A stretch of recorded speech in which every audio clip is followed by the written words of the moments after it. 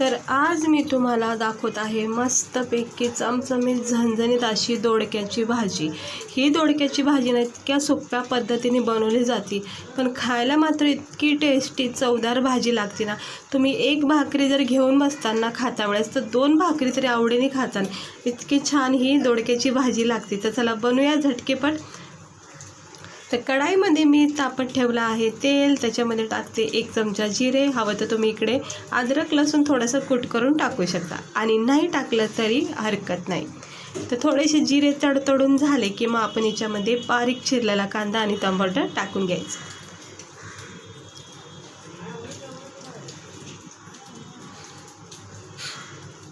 आता इकडे मी कांदा टाकून घेतला आहे, टमाटर टाकून घेते बारीक चिरलेलं, आणि ह्याला थोडंसं मिक्स करून घ्यायचं। हे बघू शकता मस्तपैकी आता ह्याला मिक्स करून घेते। थोडे जिरे सुद्धा टाकलेत, जिऱ्याने सुद्धा छान फ्लेवर येतो। आणि असं मिक्स करून झालं की मग आपण ह्या स्टेजवर आपण थोडेसे मसाले टाकायचे, पण अजून थोडा वेळ जरा परतून घेते।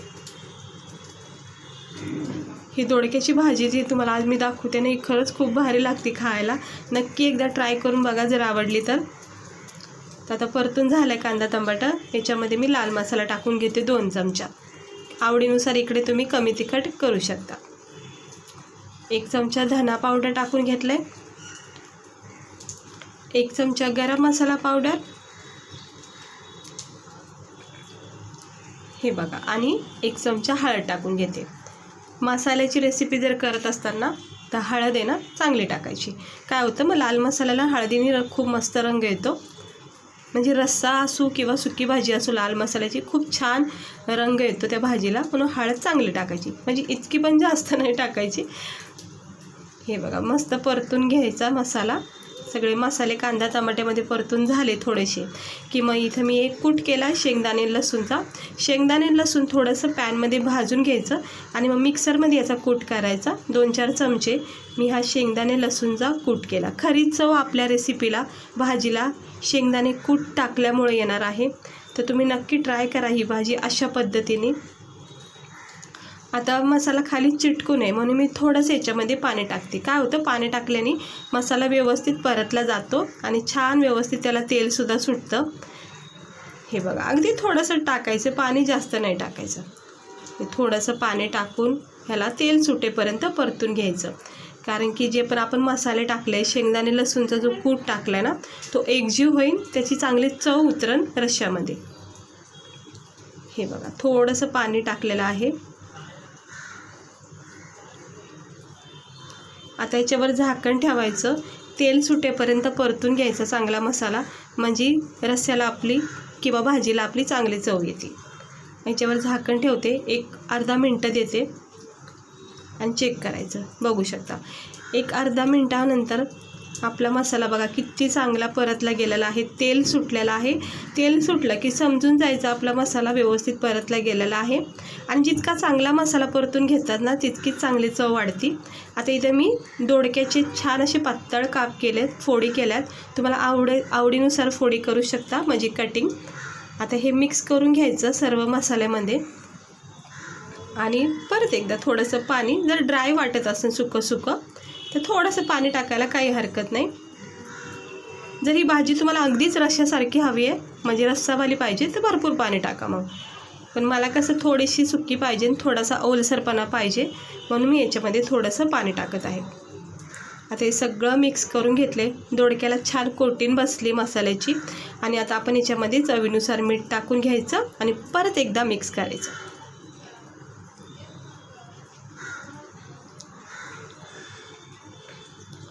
तर थोडंसं मिक्स करून घेते, कारण मीठ टाकलेलं आहे, मीठ छान व्यवस्थित भाजीला आपल्या सेट होऊन जाईल। आता परत झाकण ठेवायचं, आणि याला 5 मिनटं, म्हणजे 5 मिनटाच्या सुद्धा कमी ही भाजी होती।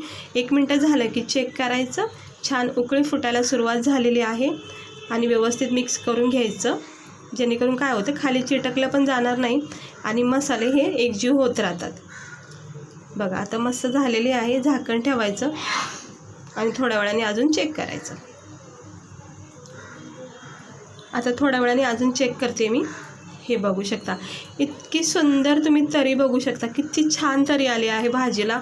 इतका खमंग आणि सुगंध असा दरवळतोय ना भाजीचा, मस्त वाटते, चमचमीत झणझणीत भाजी तयार झाली बघा. वरून थोडीशी कोथिंबीर टाकलेली आहे आणि थोड्या वेळ असंच भाजीला ठेवायचं मंद आचेवर. हे असं मिक्स करून घ्यायचं व्यवस्थित. खूप छान भाजी लागते, चवदार टेस्टी भाजी तयार होती ही दोडक्याची. आता याला जरा थोडा वेळ ठेवते आणि मग थंड करून प्लेटमध्ये सर्व करूया. तर बघू शकता किती छान अशी रंग आला आहे भाजीला, सुंदर अशी थिक ग्रेव्ही बनलेली आहे. आणि पाहता क्षणी बघा तोंडाला पाणी सुटल्याचं खावंसं मन होतं आहे, इतकी छान थिक अशी ग्रेव्ही झालेली आहे. कुठलंही आपण वाटण नाही केलं, कुठलेही स्पेशल मसाले, खडे मसाले वगैरे काही टाकलं नाही, अगदी सिम्पल प्रोसेसने ही भाजी तयार झालेली आहे. तर चला आपण याला प्लेटमध्ये सर्व करूया थंड करून. तर ही बघू शकता गरमागरम मसालेदार अशी ही थिकनेसनी भरपूर ग्रेव्हीदार आपली ही दोडक्याची भाजी तयार झाली. बघू शकता तुम्ही याचा टेक्स्चर इतका भारी झालेला आहे, याचा घट्टपणा म्हणजे थिकनेसपणाची ग्रेव्ही इतकी छान झालेली आहे आणि तेल सुटले भाजीला, मस्त वाटते. झणझणीत चवदार टेस्टी भाजी ही दोडक्याची तयार झाली. गरमागरम भाकरी करायच्या ज्वारीच्या, बाजरीच्या किंवा गरमागरम पोळ्यासोबत, राईसोबत ही भाजी अप्रतिम लागते. रात्रीच्या घाईमध्ये, सकाळच्या घाईमध्ये सुद्धा तुम्ही ही भाजी बनवू शकता.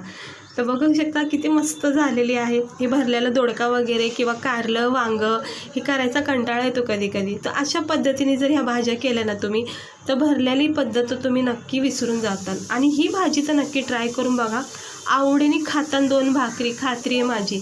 ट्राय करून बघा, सगळेजण आवडीने खातील. अचानक कोणी घरी जरी आलं ना पाहुणे वगैरे, तरीसुद्धा तुम्ही ही भाजी करून त्यांना द्या, आवडीने खातील. तर कशी वाटली तुम्हाला आपली ही सिंपल रेसिपी दोडक्याची? आवडली असेल तर ट्राय करा आणि लाईकसुद्धा करा व्हिडिओला. पहिल्यांदा जर बघत असताना मला तर चॅनलला सबस्क्राईबर करा. असे छान छान नवनवीन आणि वेगवेगळ्या पदार्थाचे नाश्ते रेसिपी तुम्हाला मी दाखवत राहते.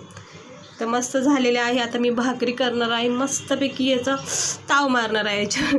तुम्ही पण करून घ्या. आणि चला भेटते मी तुम्हाला पुढच्या व्हिडिओमध्ये एका नवीन रेसिपीचं. स्वस्त राहा, मस्त राहा आणि काळजी घ्या.